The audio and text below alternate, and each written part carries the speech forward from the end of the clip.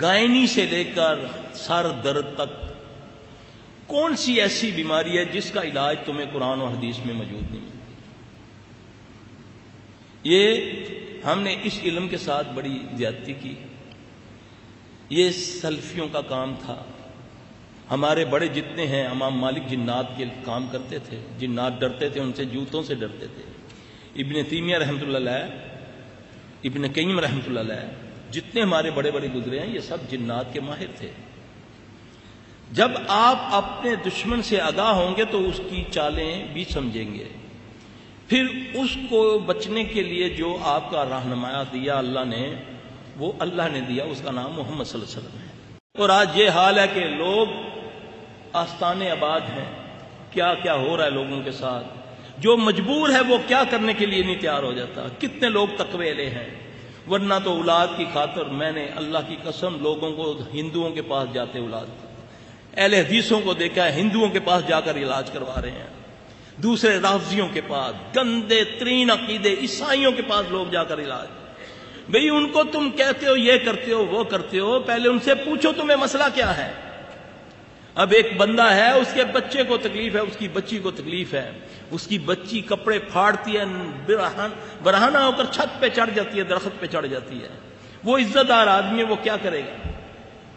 وہ کیا کرے گا؟ کسی نے بولا جی فلاں مزار پر لے جاؤ اس کو، جا کر وہاں جمعرات کو دھمال ڈلوایا کرو تو یہ ٹھیک ہو جائے گی.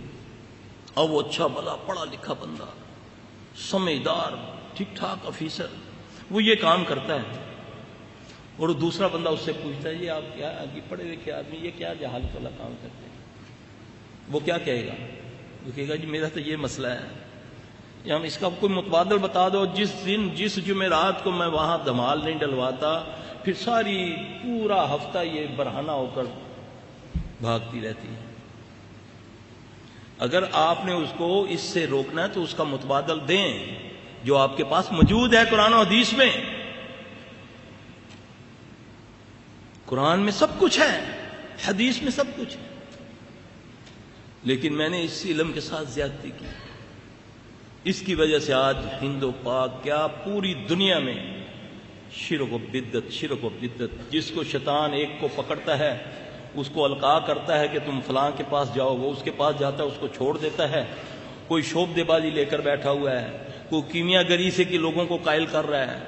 وہ اپنی معمولی سا ایک چھوٹا سا کرتب دکھاتا ہے جس سے وہ اس رب جو آسمان و زمین کا بنانے والا اس سے ایمان ہٹا کر اس پر لے آتا ہے کہ یہ دیکھو میں نے یہ کر دیا. یہ ساری چیزیں میرے بھائی، یہ صرف ہمارا نبی سے دوری، اللہ کے دین سے دوری، دنیا کی محبت، آخرت کی چاہت نکال کر، اور پھر اس کے بعد ہم نے ریڈی میڈ سسٹم اس کو سمجھ لیا. اس کام کے لیے مولوی صاحب آپ کچھ کریں، ہم تو مصروف لوگ ہیں. ہاں جی، وہ پھر ایسے لوگ اس میں آ گئے کہ وہ کہتے ہیں ٹھیک ہے جی ہم ہی کریں گے، یہ آپ کا کام ہی نہیں ہے.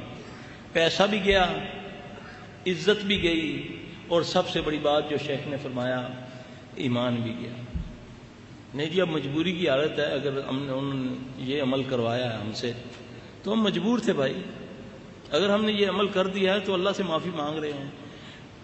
اضطراری کیفیت میں تو سور بھی کھانا جائز ہو جاتا ہے، پھر یہ دلیلیں گھڑتا ہے. حالانکہ یقین جانیں اللہ کی قسم قرآن و حدیث میں ہر بیماری، ہر چیز کا علاج موجود ہے. صرف آپ اس کو تھوڑا سا سمجھیں، اور اللہ ہمیں سمجھانے کی توفیق دے، ہم سمجھیں بھی اور سمجھائیں بھی.